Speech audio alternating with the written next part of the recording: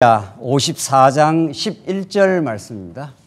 우리 하나님 말씀 이사야 54장 11절 말씀입니다.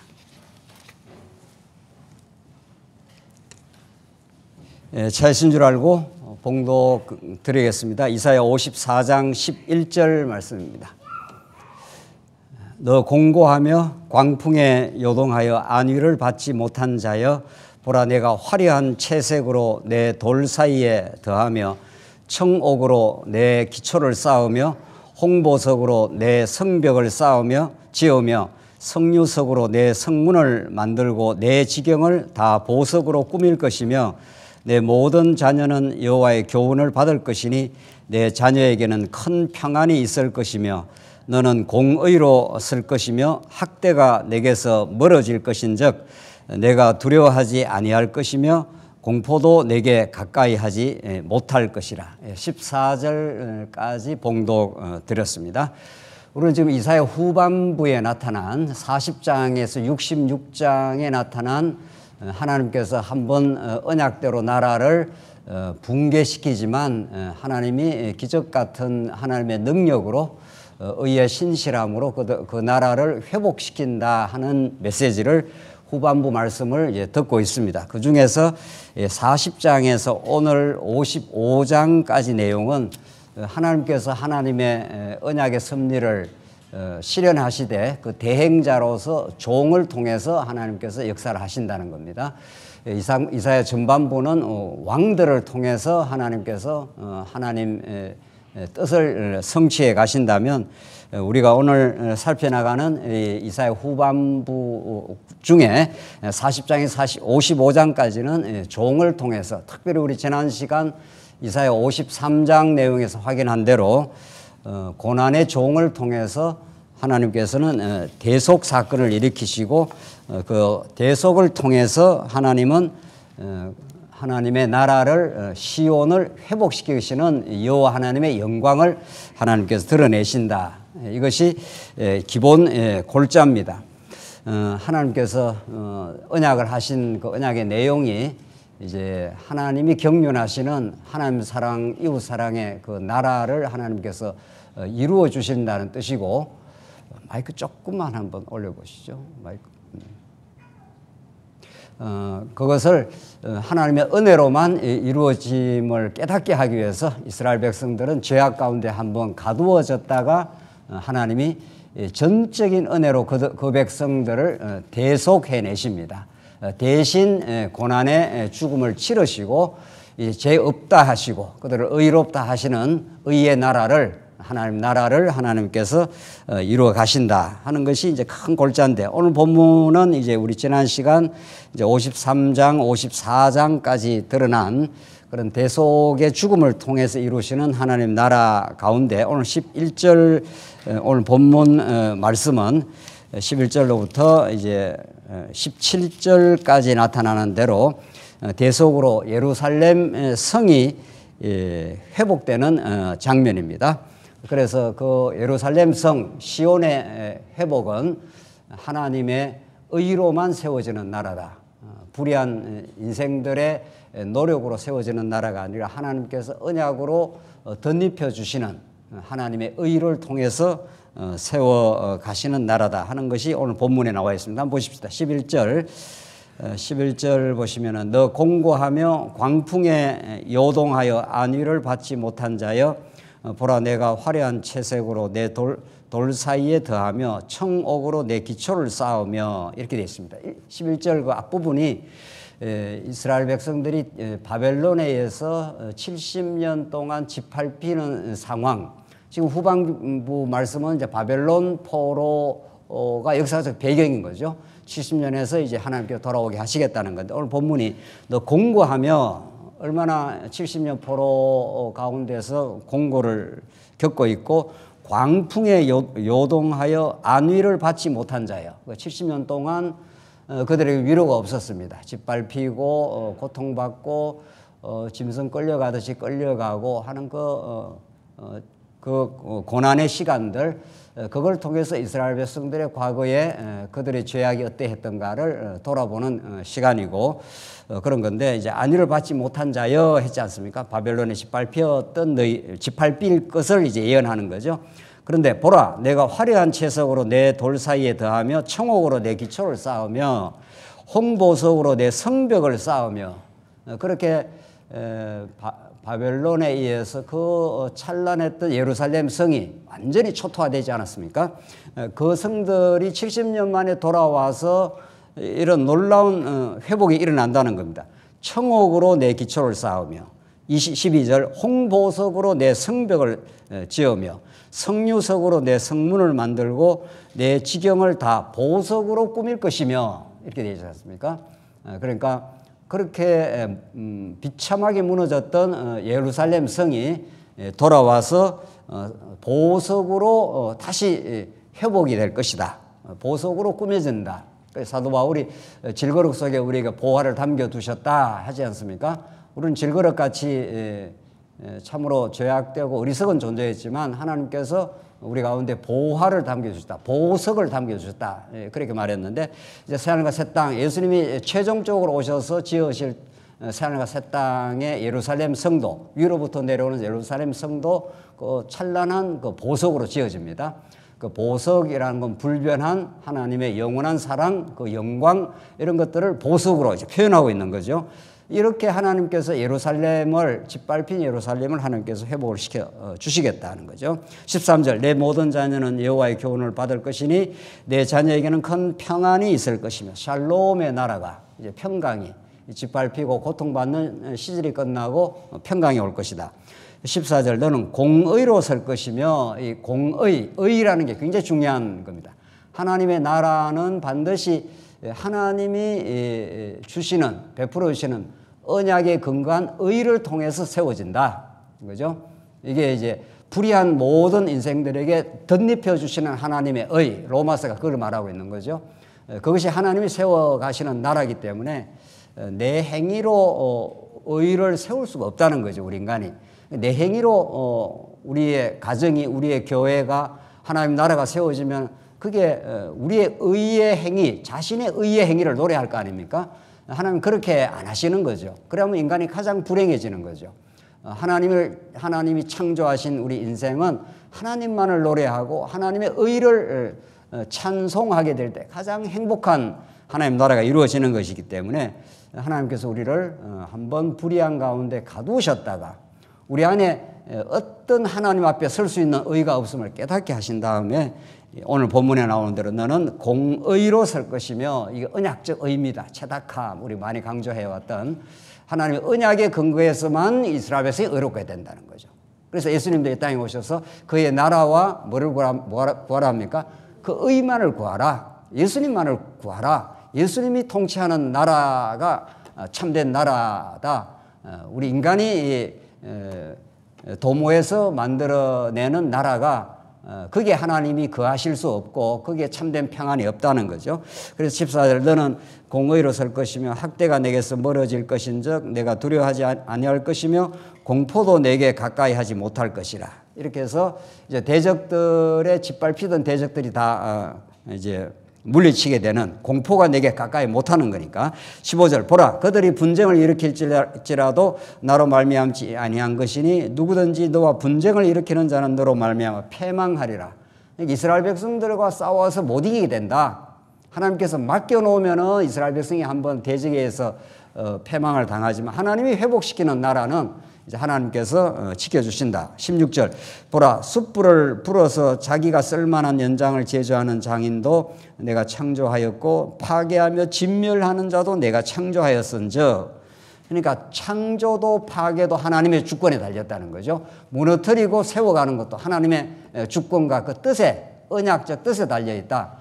그러니까 하나님께서 어차피 회복시킬 이스라엘 나라를 왜 하나님께서 파괴케 하고 파멸시켰는가?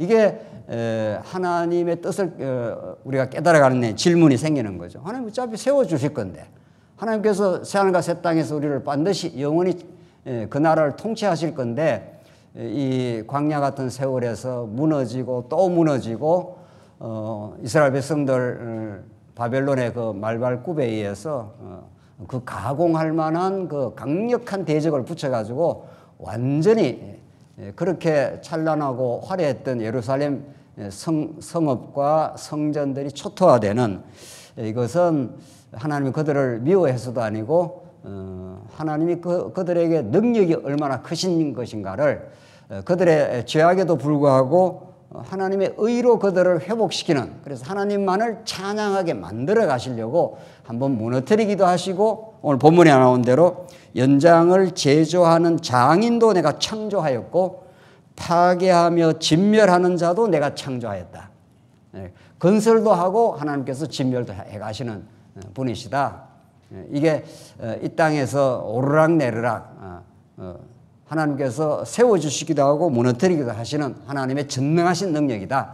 그걸 통해서 하나님 한 분 우리를 하여금 배우고 그분만을 의지하게 만들어 가시려고 하나님께서 이렇게 내가 한다는 거죠. 11절, 너를 치려고 제조된 모든 연장이 쓸모없을 것이라. 너를 치려고 제조된 연장이 하나님이 보호하시면은, 이런 말이죠. 고레스를 들어갖고 바벨론을 무너뜨리면은 바벨론에서 그렇게 날카롭게 제조한 연장들이 다 쓸모없어진다. 하나님 앞에서 먼지다.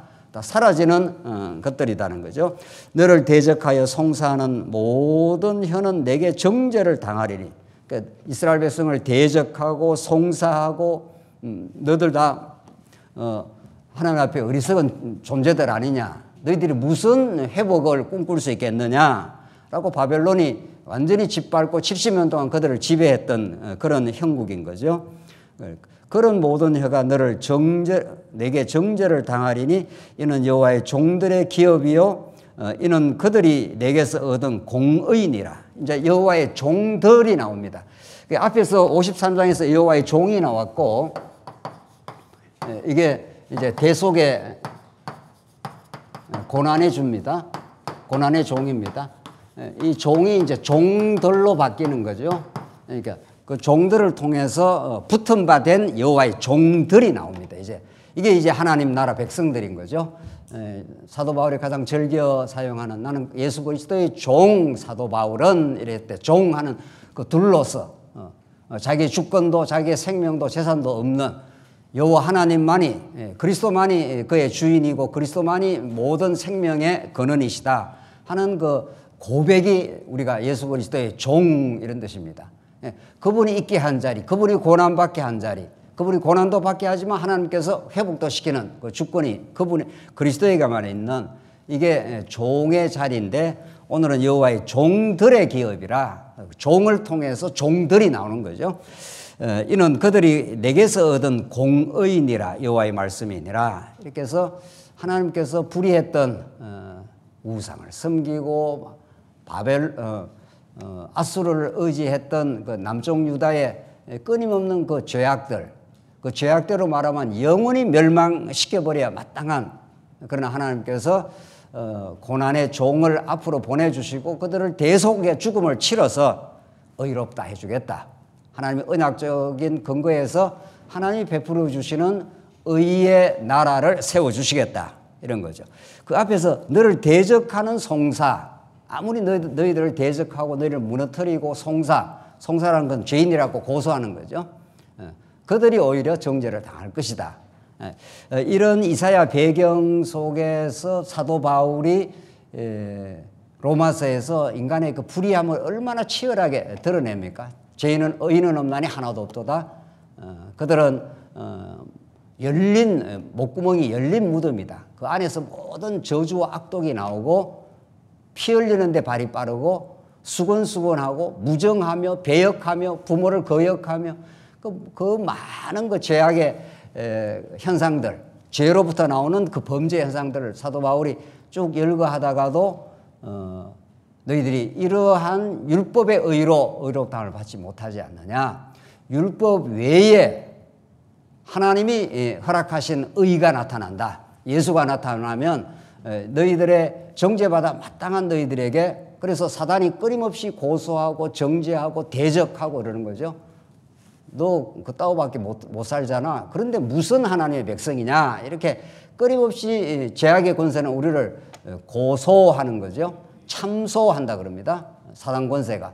그걸 이겨내고 거기에서 승리케 하는 것은 그리스도의 피로, 그리스도의 언약적 죽으심으로 하나님께서 여호와의 의를 노래하게 해주시는 거죠. 그게 로마서에 잘 나옵니다. 로마서 한번 보시죠. 로마서 8장 한번 보시죠. 로마서 8장 31절 한번 보겠습니다. 로마서 8장 이 맥락을 사도 바울은 참소당할 수밖에 없는 죄인임이 고소당하여 정죄받아 마땅한 그들이지만 하나님께서 그런 죄악 가운데 두신 같지만은 하나님이 그들을 어떻게 대접을 하시는가 하는 거죠.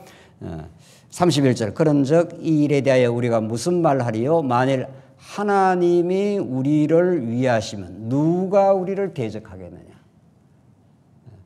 하나님이 바벨론에 붙여서 바벨론이라는 대적에 붙여서 그들이 한번 70년 포로 잡혀가고 망했을 뿐이지 하나님이 그들을 위하시면 하나님이 언약 백성들을 사랑하시면은 고레스 왕을 등장을 시키면 누가 하나님의 손길을 대적하겠느냐 이렇게 사도 바울이 그 찬양의 방식으로 노래하고 있습니다. 32절 자기 아들을 아끼지 아니하시고 우리 모든 사람을 위하여 내주신 이가 이게 대소의 죽음입니다. 자기 아들을 아끼지 않는다. 이건 참 놀라운 말씀입니다. 여러분과 저의 그 아들, 자녀를 생각하면은 어떤 거 하나도 내주고 싶지 않죠. 우리 아들의 눈동자, 아들의 숨결, 아들의 이런 것을 그걸 보호하고 싶고 끝까지 지켜주고 싶은 게 부모의 사랑이지 자기 아들을 죽음에 이르게 내준다? 이게 불가능한 거죠. 우리 인간적으로 상상할 수 없는 거죠. 그래서 이게 청량할 수 없는 사랑입니다. 아들이 조금만 다치기만 해도 그냥 부모는 절절 매는 판인데 오늘 본문의 말씀처럼 자기 아들을 아끼지 아니하시고 모든 사람을 위하여 내주시니 죽음에 이르게 하신 이 이런 뜻입니다. 이걸 우리가 어떻게 가늠할 수 있습니까? 상상할 수 있습니까? 하나님의 그 깊으신 사랑을.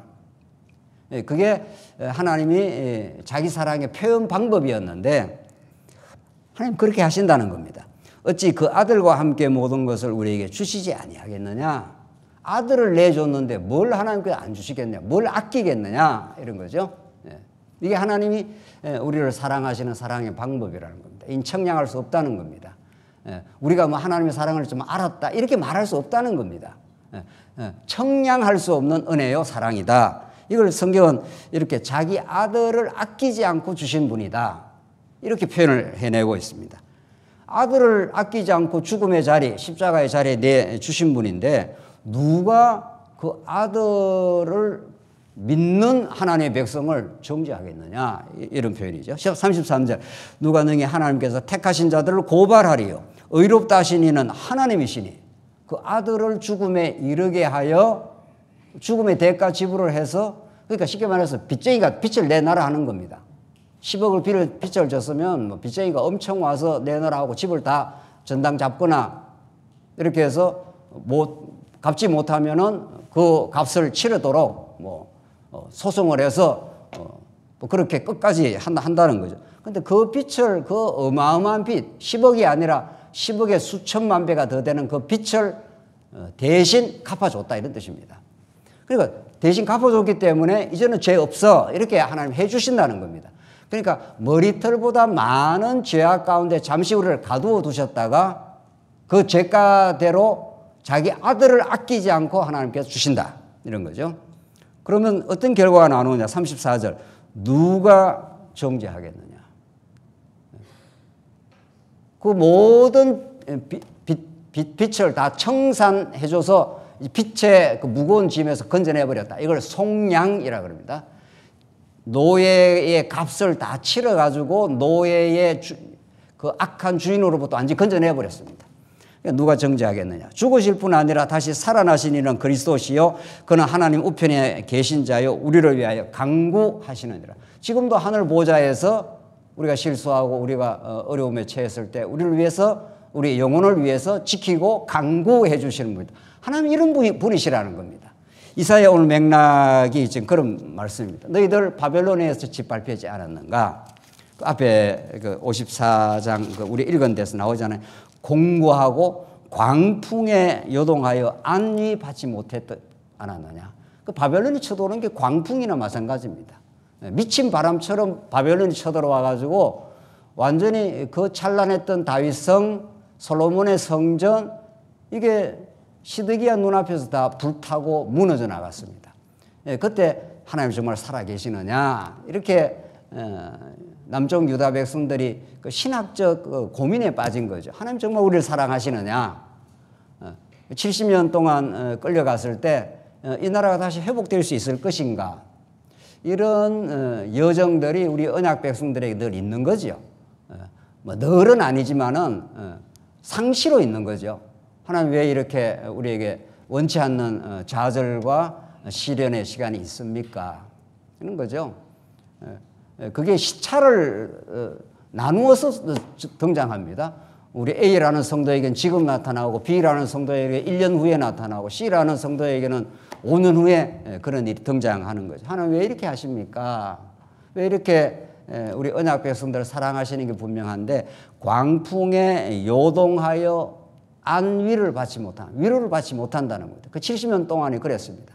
그러나 하나님께서 고레스 왕을 통해서 이제 해방령이 떨어지고 다시 돌아와서 보석으로 성벽을 짓는 날. 이 보석이라는 게 하나의 비유 아닙니까? 네.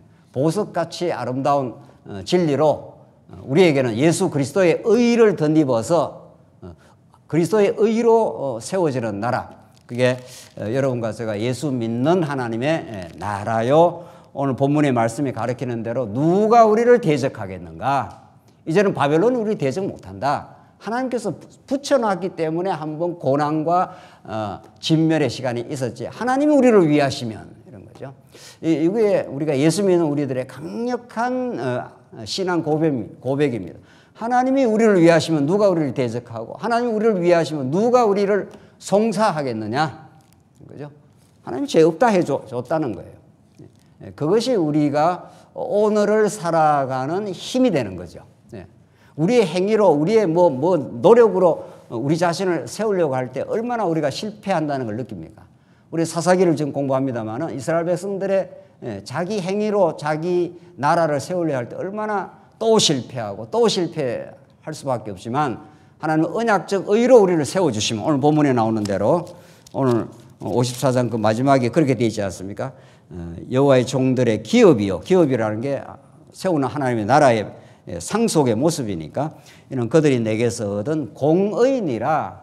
하나님이 우리를 의롭다 해주시는 뭐에 근거해서 이스라엘 백성의 행위에 근거하지 않는다. 행위에 근거하면 다 멸망이다. 뭐에 근거해서 하나님이 모세를 통해서 이 나라를 제사장 나라로 세워주겠다. 대속의 죽음을 통해서 이 나라를 건설해 주겠다. 그리스도만 자랑하는 나라를 하나님 만들어 주시겠다고 하는 예언의 말씀인 거죠. 이 말씀이 전부 예수 안에서 이루어져서 우리를 흑암의 권세에서 사랑의 아들의 나라로 옮기셨다. 그래서 여러분과 저는 사랑의 아들의 나라에서 하나님을 사랑하고 이웃을 사랑하게 되는 거죠. 그때 우리의 의로 이 일이 이루어지는 게 아닙니다 하는 거죠. 우리는 자기를 생각하고 자기 유익만을 생각했던 타락했고 부패했던 인생이지만 우리에게 의를 덧입혀 주시고 하나님 안에서 평강과 기쁨을 얻게 하시니 우리 주변들을 그렇게 우리가 섬길 수 있게 되었습니다. 하나님의 의만을 높이 찬양을 합니다. 이런 그 예루살렘 시온의 회복을 하나님께 해 주시겠다는 거죠. 뭘 통해서? 고난의 종의 대속의 죽음을 통해서. 그게 53장, 54장 이렇게 이어지는 말씀입니다. 그러니까 우리가 이제 오늘 본문은 54장 읽지만 이미 53장에서 하나님께서 그가 찔림은 우리의 허물을 인하며 그런 그리스도의 대속의 죽음의 그 현실을 그렇게 보여줬지 않습니까? 그분이 아니면 우리는 의로울 수가 없다. 그분이 아니면 우리가 하나님 나라 백성이 될 수가 없었다. 이걸 노래하고 55장은 이제 이루어진 하나님의 이루어질이죠. 물론 예언이니까 이루어질 하나님의 나라의 모습 은혜가 통치하는 나라를 55장처럼 잘 보여주는 말씀이 없습니다. 55장 55장 그 1절로 우선 2절 한번 보십시다. 예. 이 나라는 인간의 의에, 인간의 행위에 기초하는 나라가 아니라 하나님이 일하셔서 하나님의 은혜로 세우는 나라를 오늘 55장 한번 보십시다. 오호라 너희 모든 목마른 자들아 물로 나오라. 하나님의 나라로 들어오는 조건이 있다면 목마름입니다. 다른 조건이 필요 없다. 너희가 무슨 의를 뭐 추구하고 너희가 하나님 앞에 무슨 행동을 하고 연보를 많이 하고 이렇게 해서 하나님 나라로 들어오는 게 아니다. 유일하게 조건이 하나 있다면 목마름이다. 하나님이 그 목마름도 하나님이 주신다. 그래서 천국은 어떻다고요? 예수님이 가르쳐 주기로 심령이 가난한 자는 복이 있나니 그의 천국이 그의 것이며 애통하는 자는 복이 있나니 위로를 받을 것이며 그 다음에 뭐죠? 의에 줄이고 목마름입니다. 이게 하나님 언약 백성들에게 주시는 뭐 유일한 조건이라고 봐야죠. 우리가 뭐가 있을 때 주님을 만나고 천국을 우리가 경험하느냐는 겁니다. 천국은 위로부터 내려오는 신령한 나라이기 때문에 우리가 가시적으로 포착을 못합니다. 그렇다면 우리는 어떻게 천국을 경험하느냐? 어떤 사람에게 하나님께 천국을 경험하게 할 것인가? 의에 줄이고 목마른 사람입니다. 의에 줄이고 목마르다는 것은 자기가 얼마나 죄인임을 뼈저리게 아는 사람입니다. 자기가 하나님 나라 천국을 만들 수 있으면 의에 줄이고 목마를 이유가 없습니다. 자기가 만들면 됩니다. 자기가 노력하고 자기가 뭐 건설하든지 자기가 베풀든지 해서 자기가 그 나라를 만들면 되는 겁니다. 근데 우리는 살아보면 사사기 말씀처럼 또 실패도 하고 또 자기 유익을 추구하고 또 갈등도 일으키고 또 그런 게 우리가 다반사로 일어나기 때문에 그래서 우리는 그분의 의를 간절히 목말라 합니다. 7, 80년대 김지아라는 저항 시인이 시를 썼는데 타는 목마름으로 민주주의 만세 이렇게 외쳤습니다. 그 시가 그 유명한 시가 있는데 그 저항 시가 있는데 그 사람은 왜 그런 타는 목마름으로 민주주의를 외쳤는가 하면 그 조건이 있습니다. 그것도 그 독재 치하에서 엄청나게 수탈당하고 고통당하고 이런 걸 경험한 사람은 민주주의에 대해서 굉장히 목말라 합니다. 세상에서도 그런 시가 나오지 않아요? 세상에서도 항차 하나님 나라의 시는 예수님이 우리에게 주시는 의에 줄이고 목마른 자 그가 배부름을 얻을 것 이게 완전히 천국의 시입니다. 이게 무슨 뭐 어떤 저항 시인의 시하고 비교가 되겠습니까? 우리는 하나님께서 이 땅에 사는 동안 목마릅니다. 의의 목마름입니다. 그리스도에게 목마르게 되어 있습니다. 살다 보면은 이것도 해보고 저것도 해보고 돈도 벌이보고 뭐도 해봐도 내 삶에 충만한 기쁨을 우리는 누릴 수가 없습니다. 뭐 해서 좀 기쁘고 나면은 그게 오히려 거꾸로 더 허전함이 찾아옵니다. 그게 전도서 말씀이에요. 다 해봐 한번. 뭐든지 집 짓고 종 부리고 뭐든지 네가 원하는 네가 눈에 원하는 다 해봐라는 거죠. 바람을 잡으려는 것처럼 헛된 것이라. 이게 전도서 기자의 그 결론입니다. 결론이라기보다 과정이고 결론은 여호와 하나님을 인생의 본분은 여호와 하나님을 그 경외하는 것, 여호와 하나님을 배우는 것 그렇게 이제 결론이 떨어지는데 그래서 하나님께서 여러분과 제가 자꾸 말씀이 자꾸 사모함이 생긴다는 이것처럼 최고의 천국의 복이 없습니다. 이게 말씀이 사모하는 사람은 뭔가 자기 삶에 갈증이 있는 겁니다. 어떤 거로도 물질적인 어떤 걸로 채워져도 채워지지 않는 영적 공허가 있습니다. 목마름이 있는 거죠. 그리스도를 만나야 신부가 신랑을 만나야 행복하지 집 좋은 집 있고 뭐 있어도 행복하지 않습니다. 어떤 조건도. 그건 하나의 부수적 조건일 뿐이지 우리 영적인 신부인 우리는 예수를 만나야 모든 게 해갈이 일어나는 거예요. 그래서 오라 너희 목마른 자들아 물로 나오라. 내가 물을 주겠다. 내가 진리를 공급해 주겠다. 너희 목마른 너희에게 진리를 흘려주겠다. 이게 예수님의 하시는 일이고 여호와 하나님의 약속의 말씀입니다. 돈 없는 자도 오라. 너희는 와서 사 먹게. 돈 없이 값 없이 와서 포도주와 젖을 사라. 포도주, 젖 이게 전부 하나님 주시는 양식이고 진리입니다. 포도주, 젖 이게 비유가 아닙니까? 포도주 먹고 젖 먹어야 이제 인생이 사는데 그래서 사 먹되 어떻게 사 먹으라 하면 돈 없이 값없이 와서 사 먹으라는 겁니다. 이게 우리 세상의 나라하고 법칙이 다르죠. 우리가 어떤 좋은 가치를, 이 땅의 좋은 가치를 우리가 얻으려면은 반드시 어떻게 해야 됩니까? 반드시 대가를 지불해야 됩니다. 이 땅에는. 그래서 우리가 노력하고 애쓰고 돈 버리고 다 하는 이유는 우리가 자식이 귀하고 우리 건강이 소중하고 우리 다 그러니까 열심히 돈 버려서 하는 것은 그게 재물이라는 가치가 있어야 우리가 원하는 어떤 무엇을 얻을 수가 있기 때문입니다. 이 땅에는 공짜 정신이 없습니다. 세상 살아본 사람들 다 그래요. 이 땅에 우주에 공짜 정신이 없다는 거예요. 뭔가 지불을 해야 돌아온다는 겁니다. 뭔가. 공짜 바라지 말라는 거예요. 그게 세상의 법칙이에요. 세상의 법칙. 이건 정말 세상의 불변의 법칙입니다. 그런데 오늘 본문의 말씀은 세상의 불변의 법칙, 뭘 대가를 지불해야 돌아오는데 돈 없이 오라는 거예요. 값없이 너희들 사라는 거예요. 어떻게 값없이 좋은 걸 삽니까? 이 땅에서. 못 사요. 이 땅에 절대 못 삽니다. 그런데 이것은 하늘로부터 내려오는 예수 그리스도 사건이요, 십자가 사건이요, 하나님 나라가 우리에게 주어지는 것은 우리가 대가를 지불해서 산 게 아니라 이 말이죠. 다른 말로, 더 쉬운 말로 말하면 공짜로 왔다 이런 뜻입니다. 은혜로 누려지는 나라다. 그래서 물론 공짜는 우리 편에서는 공짜지만 엄청난 또 대가는 지불됩니다. 예수 그리스도의 자기 아들을 아끼지 아니하고 우리에게 주시는 분, 자기 아들이라고 하는 어마어마한 대가를 지불해서 여러분과 제가 누리는 하나님 나라, 죄 없다함, 이런 것들이 우리에게 주어진 거죠. 그래서 오늘 이 표현은 앞에서 지금 계속의 고난의 종을 말하고 그걸 통해서 의로운 하나님 나라를 너에게 주신다. 보석으로 내가 너희 나라를 세워줄 것이다. 그걸 이제 이런 표현을 지금 하고 있는 거죠. 값없이 와서 포도주와 젖을 사라. 너희가 어찌하여 양식 아닌 것을 위하여 은을 은을 달아준다는 게 대가를 지불한다 이런 뜻입니다. 그 당시 은이 우리 요즘 말하면 돈이니까 양식 아닌 것을 위하여 은을 달아주며 돈을 사용하며 이런 말이죠. 배부르게 못할 것을 위하여 수고하느냐.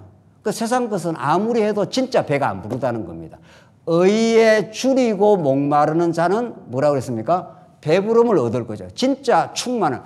우리가 왜 밥 좋은 음식 먹으면 어떻습니까? 좋은 식당에 가서 멋있는 좀 식당에 가서 좋은 제대로 된 음식을 먹으면 우리 포만감이 생기죠. 예. 아주 든든하죠. 아이고 오늘 뭐 좀 살만 난다 뭐. 그러니까 먹는 재미 없으면 삶의 한 반은 재미가 없어지는 것 같아요. 그렇죠? 먹는 게 그만큼 중요해요. 그러니까 일반 계시에 그렇다 이 말입니다. 일반 계시. 근데 일반 계시의 모든 사건은 전부 이게 예수 그리스도의 복음 사건으로 성화가 되는 하나의 예표요 모형입니다. 일반 계시는. 그래서 여러분과 저에게 먹는 재미 없으면 삶의 의미 거의 없습니다. 반쯤 인간적으로 말하자면. 그만큼 먹는다는 게 우리 하루 삼시세끼 또 좋은 음식 이런 것들이 우리의 건강을 주고 우리 삶에 잠시의 그 기쁨을 주지 않습니까? 그런 것을 이 땅에서 우리가 경험시키는 건 진짜 먹는 진짜 하늘 양식. 그분이 십자가에서 흘리신 찢기신 피와 살, 그 영원한 영적 양식, 그분의 사랑, 그분의 보호하심, 그걸 우리가 늘 먹고 마셔야 배부른 거죠. 진짜 배부른 거죠. 진짜 내 삶이 어떤 처지, 어떤 형편에서도 든든해질 수 있는 거죠. 그래서 너희들은 배부르게 하지 못할 걸 위해 수고한다. 헛수고한다 이 말입니다. 헛수고. 내게 듣고 들을지어다. 그리하면 너희가 좋은 것을 먹을 것이며. 그래서 중요한 건 들음입니다. 우리 지난 한번 몇 주 전에도 한번 했었는데 듣고 들을지어다. 이 반복 없고 아닙니까? 하나님의 말씀을 듣고 듣는 거. 이것처럼 중요한 게 없다. 그러니까 하나님의 말씀이 안 들리면은 그때부터는 지옥을 경험하게 된다. 너희들은. 그런 거죠. 듣고 들을지어다. 그리하면 너희가 좋은 것을 먹을 것이며 너희 자신이 기름진 것으로 즐거움을 얻으리라.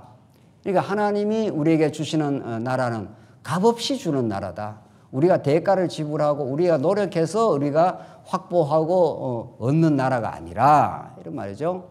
하늘로부터 주어지는 값없이 우리에게 하나님이 영원 안에서 우리에게 약속하신, 어디 부모가 자식을 사랑할 때 내가 이만큼 했으니까 너 내만큼 해야 된다 이런 부모 없습니다. 줘도 끝이 없는 거죠.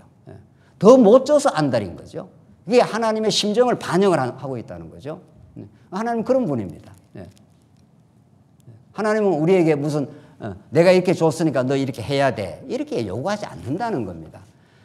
우리가 하나님 앞에 감사하고 하나님을 위해서 사는 것은 하나님이 요구했기 때문에 하는 게 아니라 그 큰 사랑의 깨달음에 의해서 반응을 할 뿐인 거지, 뭐 꼭 이렇게 해야 안 하면 내 안 해주겠다 이런 조건이 붙지 않습니다. 그래서 하나님의 사랑은 무조건적 사랑인 거죠. 그게 부모 사랑이 가장 그걸 반영하고 있는 거죠. 이 표현을 이 값없이 주시는 은혜, 하나님께서 대속의 죽음을 통해서 우리에게는 정말 값없이 주는 은혜를 사도 바울은 어떻게 표현하는가 한번 보십시다. 로마서 4장 2절입니다. 로마서 4장 2절 한번 보시죠. 성경은 우리의 상식과 너무 다릅니다. 우리의 세상 살이하면서 얻었던 우리의 기본 상식과 얼마나 다른가 한번 봅시다. 로마서 4장 2절입니다. 만일 아브라함이 행위로서 의롭다 하심을 받았으면 자랑할 것이 있으려니와 하나님 앞에서는 뭐라고 했습니까? 없다는 겁니다. 아브라함이 하나님의 백성이 되고 믿음의 조상이 되는데 행위로서 마누라 팔아먹고 불순종하고 불신앙까지 했습니다. 내년 이맘때 아들을 낳는다 했는데 키득키득 하나님을 비웃었습니다. 아브라함이 믿음 좋아서 그렇게 서지 않지 않았습니까? 그런데도 하나님께서 약속대로 아브라함에게 이삭을 주신 거죠. 은혜로 약속대로 주신 거죠. 3절 성경이 무엇을 말하느냐, 아브라함이 하나님을 믿음에, 이때 믿음이라는 게 아브라함에서 나온 게 아니라 하나님이 주신 거죠. 선물이죠. 그것이 그에게 의로 여겨진 바 되었느니라. 4절 봅시다. 4절 뭐라고 했습니까? 일하는 자에게는 그 싹시, 그 임금이, 내가 노동판에 가서 10시간 일을 하면은 10만 원을 준다 이렇게 약속하기 때문에 우리가 노동자들이 나가서 일한다는 거죠. 그 일하는 자기가 일해서 싹 임금을 받으면 그걸 은혜로 생각 안 합니다. 내 노력한 대가로 보는 거죠. 이게 이제 세상 법칙이라고 가뿐히 말하는 대로 내가 이만큼 땀 흘려 수고했으니까 나는 그에 합당한 내가 임금 10만 원이면 10만 원, 20만 원, 20만 원 받겠다. 받아가면서 이걸 주인이 내한테 은혜 베풀었다 이렇게 생각 안 합니다. 내 노력한 대로 나는 받았다 이렇게 생각한다는 겁니다. 모든 사람이. 하나님 나라 법칙은 그게 아니라는 겁니다. 그 뒤에 보십시다. 은혜로 여기지 아니하고 그 삭시 은혜로 보수로 여기는, 이건 내가 당연히 받아야 될 대가로 받는 거다 이렇게 한다는 거죠.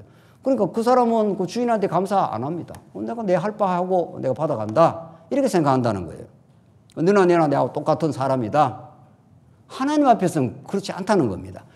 5절 일을 아니할지라도 경건하지 아니한 자를 의롭다 하시는 이를 믿는 자에게는 그의 믿음을 의로 여기시는, 일을 아니할지라도 일 안 했다는 겁니다. 우리가 하나님의 영광을 위해서 일 안 했던 사람들입니다. 오히려 예수님을 십자가에 못 박은 사람인 거죠. 바라바를 내놓고 예수를 죽이라 할 때 우리도 다 그 자리에 동참을 했다는 겁니다. 그 예시가 누구냐 하면 사도 바울이에요. 사도 바울이 다메섹으로 예수 믿는 사람을 잡아 죽이러 가지 않아요. 그 대표적 인물입니다. 사도 바울만 간 게 아닙니다. 사도 바울이라는 대표 주자 하나를 세우는 겁니다. 그렇게 해서 예수 믿는 사람을 잡아 죽이려 갔던 바울을 예수님이 사울아 사울아 네가 나를 왜 핍박하느냐 해서 바울을 거꾸로 틀어서 예수 믿게 한 거죠. 이 바울은 자기가 율법을 열심히 지킨다고 생각했고 자기가 의롭다고 생각했습니다. 바울만 그런 게 아니라는 겁니다. 중요한 거는 모든 인류가 예수를 만나기 전에 다메섹에서 바울이 예수 만나서 거꾸로졌듯이 모든 사람은 자기 행위를 근거로 합니다. 내가 이만큼 살아간다. 내가 이만큼 한 일이 있다는 거죠. 오늘 본문은 일을 아니할지라도 이렇게 했어요. 6절 또 나옵니다. 일한 것이 없이 하나님께 의로 여기심을 받는 사람의 복에 대하여 다윗이 말한 바 이렇게 되어 있어요. 일한 게 없어요. 이거는 세상 법칙에서 말이 성립이 안 되는 말입니다. 일을 해야 네가 싹스를 받고 네 좋은 뭐 보상을 받아갈 거 아니냐. 근데 오늘 본문은 일한 것 없이 받는다는 겁니다. 아무 일한 거 없는데 하나님 우리를 의롭다 하신다는 거. 자녀 생각해보면 너무 분명한 거죠. 자녀 생각. 집에서 빈둥빈둥 해도 밥 때 되면 밥 줍니까 안 줍니까? 더 줍니다. 더 줘. 더. 저거 밥을 먹고 건강 차려가고 뭘 좀 하긴 해야 될 건데. 부모 마음에는 빈둥빈둥 하든 나가서 일하든 상관없어요. 오히려 더 안쓰럽죠. 네. 빈둥빈둥 정도가 아니라 몸에 문제가 생겨서 그냥 병들어 있으면 더 잘해줍니다. 더. 네. 그러니까 일한 거 없어도 자녀에게는 그 놀라운 은혜를 받을 조건이 되는 겁니다. 자녀는. 아들은 그 조건이 되는 겁니다. 뭐 잘해갖고 우리가 은혜 받은 게 아니라 그걸 깨닫고 나면은 한없이 이제 하나님께 감사한 거죠. 네. 하나님 내가 이 자리에 있는 게, 예수를 믿는 게, 내가 교회에서 조그마한 봉사를 하는 게, 이건 한없는 하나님의 은혜의 폭포수 같은 은혜일 뿐입니다. 하나님 내가 한 게 없습니다. 내가 더 많이 수고해서 주를 위해 평생을 살아도 하나님께 자랑할 것이 없습니다. 이게 복음이 만들어내는 하나님 나라의 원리고 하나님 나라의 실현의 모습입니다. 그러니까 오늘 바울이 그렇게 말하는 거죠. 이런 것이 없이 하나님께 은혜로 여기심을 받은 사람의 복에 대하여, 이게 복이라는 겁니다. 복은 그냥 막 퍼부어주는 겁니다. 뭐 잘해서 퍼부어주는 게 아니라는 거죠. 다윗이 말하면 불법이 사함을 받고 죄가 가리짐을 받는 사람은 복이 있고, 불법이 있는데 하나님이 용서를 해준다는 겁니다. 자기 자녀이기 때문에. 그리고 8절 주께서 그 죄를 인정하지 아니하실 사람은 복이 있다. 죄가 많은데 심판주가 죄를 인정 안 하겠다는 거예요. 대통령이 사면시키겠다는 거예요. 지난번 얼마 전인가 뭐 사면했지 않았어요. 그 대통령의 고유한 통치 권한이라는 겁니다. 왜냐하면 나라를 다스려 갈 때 너무 막 이렇게 적대적인 세력이 많으면 안 되니까 대통령이 봐서 사면을 해가지고 나라를 좀 통합을 시키려면 대통령이 고유 권한으로 해버린다는 겁니다. 죄가 많아도 해버리겠다는 겁니다. 하나님의 통치 권한이 어떻습니까? 하나님의 통치 권한은 아무리 여러분과 죄가 많아도 죄 없다고 내가 해버리겠다는 거예요. 그래서 온 사람들을 하나님 그리스도 안에서 통합을 만들어 버리겠다. 그래서 네가 잘났다, 내가 잘났다, 서로 경쟁하거나 그런 나라를 만드는 게 아니라 너나 나나 그나 누구나 그리스도의 의의 영광을 노래하는 그런 하나님 나라를 하나님이 언약대로 만드시는 여호와다. 그 말이죠. 값없이 내가 만들어 버리겠다. 그러니까 너희들 목마른 자들 와라. 값없이 젖과 포도주를 먹고 마시라. 그게 내가 베푸는 하나님 나라고 내가 회복시킬, 바벨론에서 회복시켜서 고레스 왕을 통해서 회복시켜서 너희들이 잘나서 회복하는 거 아니다. 그러나 내가 언약대로 너희를 회복해서 여호와 하나님 한 분 안에서 감격하는 나라를 만들어 주겠다. 그래서 돌아와서 뭐를 지었다고요? 에스라 느헤미야 때?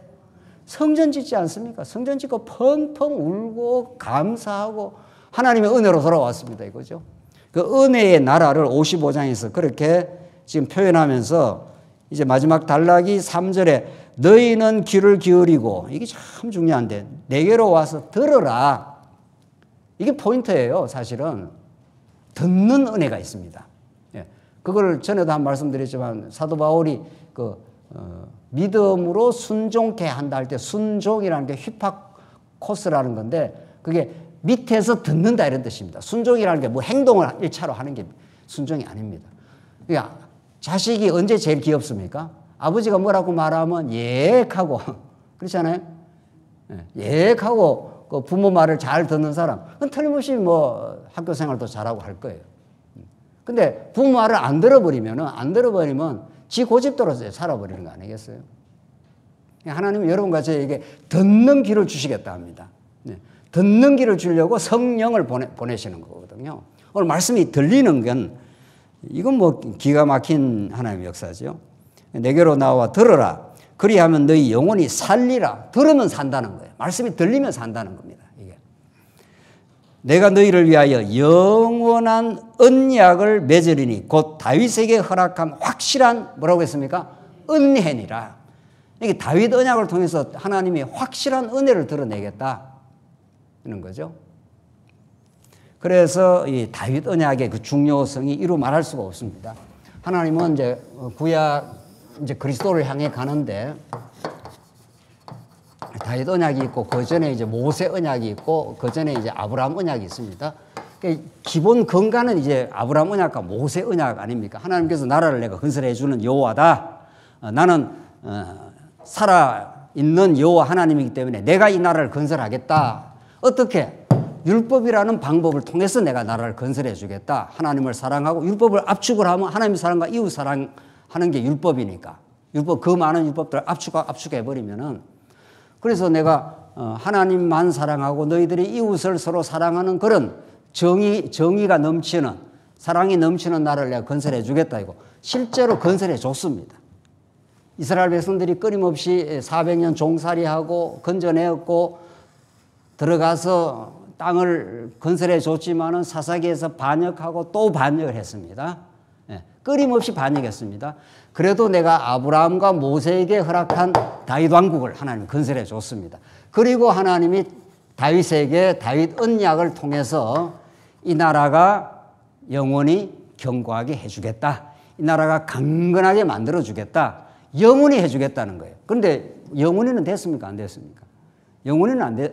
이스라엘 나라의 물리적 나라로는 나라가 다 끝났지 않았어요. 400년쯤 나라가 붕괴됐지만 이때 영원히 견고해 주겠다는 것은 장차 예수 그리스도를 통해서 다윗보다 어떻게 해요? 더 우월한 예수 그리스도 왕 중의 왕인 그분을 통해서 영원히 하나님께서 해주겠다는 언약의 성취가 여기서 이루어지는 거죠. 물론 구약에서도 한번 무너졌다가 이제 회복하는 나라.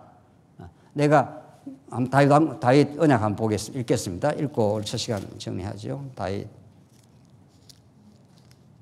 7장 13절입니다. 사무엘하에게 그토록 중요한 거 아닙니까? 그는 내 이름을 위하여 집을 건축할 것이요 나는 그의 나라 왕위를 영원히 견고하게 하리라. 이게 하나님께서 다윗에게 나단 선지자를 통해서 주시는 언약입니다.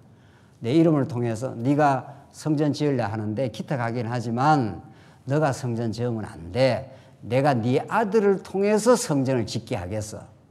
그렇게 하나님께서 다윗이 성전 짓는 것까지는 허락을 안 합니다. 다윗이 전쟁을 잘 치른 것까지는 해줬는데 나라의 기초는 놔줬는데 나라를 아름답게 세워가는 일은 네 아들을 통해서 한다는 거죠. 네 아들을 통해서 솔로몬을 통해서 집을 건축한다. 그래서 14절 나는 그에게 아버지가 되고 그는 내게 뭐라고 했습니까? 아들이 되리니. 여기서 이 아들 왕을 아들로 내가 보는 거죠. 그가 만일 죄를 범하면 내가 사람의 매와 인생의 채찍으로 징계하려니와 때리겠지만 이 말씀에 근거해서 이사야가 지금 실현이 되고 있는 거죠. 때리려 한다. 아들이 아버지 앞에서 올바로 서야 되니까 내가 때리긴 한다. 그러나 15절 내가 내 앞에서 물러나게 한 사울에게서 내 은총을 빼앗은 것처럼 그에게 빼앗지는 않는다. 아주 거들내지는 않는다. 때리긴 한다. 그러나 반드시 회복한다. 이게 다 언약이에요. 이게 모세 언약에도 나왔지 않습니까? 모세 언약에도 모압 땅 언약에도 내가 너희를 한번 먼 나라로 내가 다 흩어버리겠다. 그러나 다시 다 불러들이겠다. 이게 모세 언약에 이미 나왔습니다. 이걸 다윗 언약의 방식으로 설명을 하고 이렇게 하는 이유는 16절 내 집과 내 나라가 내 앞에서 영원히 보존되고 내 왕위가 영원히 어떻게 된다고요? 견고하게 된다. 근데 실제로 다윗 왕은 끝났어요. 다윗 왕은 이 한번 무너지고 여호야긴에게 무너지고 끝납니다. 돌아왔을 때는 스룹바벨하고 그냥 지도자들이 돌아와서 아주 작은 나라가 됐습니다. 일단 회복은 된 거죠. 그래 이것은 1차적 성취지만은 진짜 이 나라가 이 왕위가 다윗의 왕위가 누가복음에서 다윗의 왕위가 영원히 예수가 탄생함으로 이루어진다고 예언을 성취 사건을 누가가 말씀하지 않습니까? 그래서 영원히 그의 통치 속에 하나님의 나라는 이루어지고야 만다. 하나님께서 그렇게 다윗에게 허락하신 것이 은혜의 나라다. 확실한 은혜다. 일한 것 없이 이사야 표현대로 말하면 값 없이 주시는 그 양식 먹고 살아가는 나라. 이게 여러분과 제가 지금 누리는 하나님 나라인 교회의 삶입니다. 이 은혜에 절절한 사람들은 언제나 목말라 하고 은혜를 더 사모하고 은혜의 젖을 먹어본 사람은 더 말씀을 사모하며 그렇게 하나님이 살아가도록 하나님께서 은혜를 베풀어 주신다. 이게 지금 이사야가 앞으로 예언하고 하나님이 꿈꾸고 예수 안에서 영원히 이루어 주실 나라. 그것을 우리가 우리의 죄 많은 우리 인생들이 의롭다함을 덧입고 하나님의 통치를 우리가 소망하며 그렇게 하나님께서 우리를 살게 하시는 거죠. 조금 쉬었다 하시죠.